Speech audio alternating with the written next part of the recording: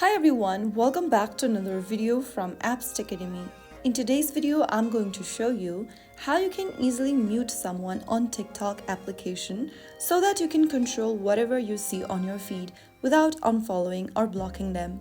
First of all, open up the TikTok app on your device and make sure you are logged into your account. Now, from your home page, go ahead and tap on the profile of the user or tap on the search icon at the top right and type in the name of the contact in the search box. After you search for the person, go to the Users tab at the top and select the contact you want to mute. Now from their profile, click on the share icon or the arrow at the top right corner.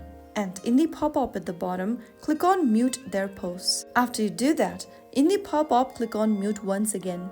After you select mute, their post will be muted on TikTok. And there you have it. That is how you can easily and successfully mute someone on TikTok without blocking or unfollowing them. Muting is a great way to keep your feed personalized while staying respectful to others. If you found the video helpful, don't forget to like, share and subscribe to the channel. I will be back again in the next video. Thank you for watching.